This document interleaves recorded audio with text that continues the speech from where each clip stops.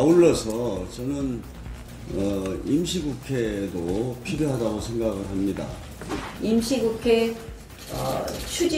임시국회 소집 추진을 본격적으로 하겠다는 말씀을 드립니다.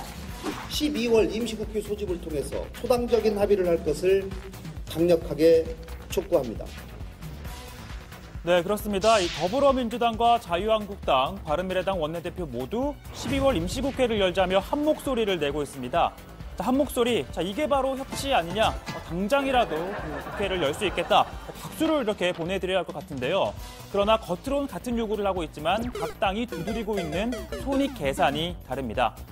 우선 민주당은 유치원 3법을 비롯한 인생법안 처리를, 그리고 한국당은 고용 세습의혹 규명을 위한 국정조사 결의안 채택, 그리고 바른미래당은 선거제도 개혁, 이렇게 각 3당이 동상이몽인 상태인 겁니다.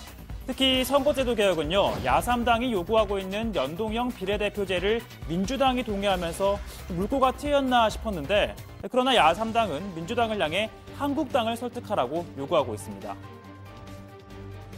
10여 한 달 동안 두 당이 문 걸어 잠그고 대한민국 정치를 바로 세울 것인지 말 것인지 논의해서 연동형 비례대표제에 대한 합의안을 만들어 가지고 오시면 됩니다.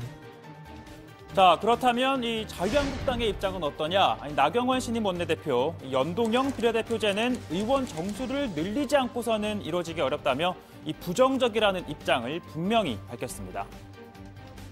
권력구조하고도 관계가 되는 부분이 있기 때문에 우리가 이게 막 그냥 뚝딱 해서 나올 문제는 아니지 않나 이렇게 생각을 합니다. 아시다시피 전임 김성태 원내대표는요, 비례성을 강화하는 방안에 문을 활짝 열겠다. 이 연동형 비례대표제는 원칙적으로 동감한다라고 했습니다. 그러니까 이 신임 원내대표는 자칭 들깨라고 했던 전임 원내대표보다 더 뒤로 물러선 입장인 건데요.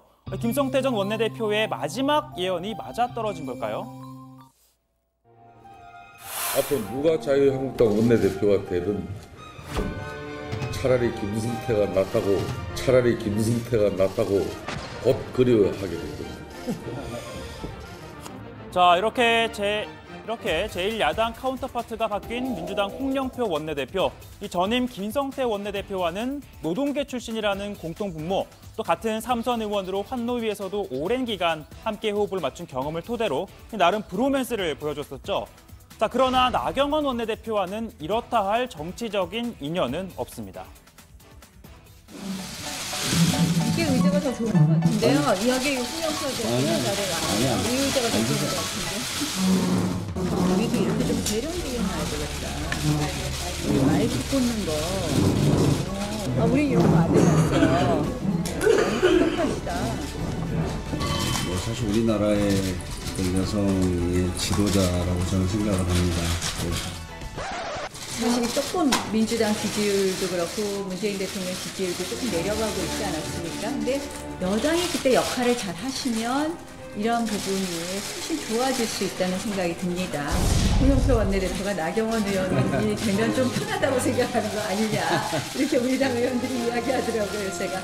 저도 간단치 않은 사람인데 그렇게 얘기도 했었는데요. 첫날부터 신경전이 팽팽했었는데요. 홍영표 원내대표, 이 한국당을 설득하라는 야3당의 요구에 노력은 하겠다라고 했습니다. 이 합의를 시도는 해보겠지만 여의치 않으면 한국당은 소위 패싱하고 민주당과 야3당이 모여 정개특위에서 논의하자라고 제안을 하기도 했습니다. 그러나 이 바른미래당 손학규 대표, 정개특위 말만 하지 사실 정개특위가 무슨 힘이 있냐며 여야 지도부가 합의를 해야 한다고 요구하고 있습니다. 이걸 정개특위에다 넘긴다. 그거는 책임 없는 얘기입니다. 여야당 5당이 합의를 하고 그 전에 원내교섭단체 3당이 연동형 비례대표제로 확실하게 합의를 해서 연동형 비례대표제는 이제는 돌릴 수 없는 길이 되도록 확인을 하고 구체적인 세부적인 사항을 정개특위에 넘기는 이런 길이 되어야 할 것입니다.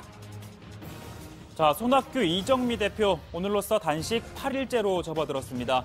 오늘 홍영표 원내대표가 직접 농성장을 찾아가 내가 나경원 원내대표를 설득하겠다. 그러니 단식을 푸시라라고 요청을 했지만 받아들여지지 않았는데요. 손학규 대표, 이 보름은 견딜 수 있을 것이다. 이 보름 안에 해결해달라고 요청했습니다. 그러니까 오는 20일까지는 민주당과 한국당이 이 연동형 비례대표제 도입에 합의하라라고 요구를 한 겁니다. 자, 어제 나경원 원내대표를 향해서도 이렇게 얘기를 했었죠.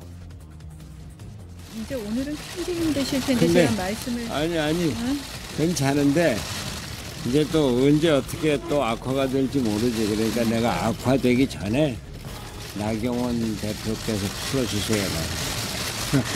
글쎄 제가 꼭 좀 이렇게 풀어드려야 되는데 좀 저희가 이제 적극적으로 논의하기 시작한다는 약속 좀 드리는 것도 좀 그거 갖고는 안 되네. 그냥 너무 오래 끌면은 나를 못 볼 거예요. 저 의회주의자라고 생각을 하고요. 예. 자, 이 나경원 원내대표도 정개특위 기간 연장 등에 대해서는 논의가 필요하다는 입장을 밝혔는데요. 다만 더 큰 관심은 이 탄력근로제 기간 연장 법안 그리고 고용세습 국정조사 결의안 채택 등으로 대여 공세 수위를 높이고 있습니다. 그러나 민주당은 유치원 3법 통과에 우선순위가 매겨져 있죠. 자, 이렇게 여야가 딴 곳을 보고 있는 가운데 12월 임시국회를 통해 올 한 해를 과연 잘 마무리할 수 있을까요?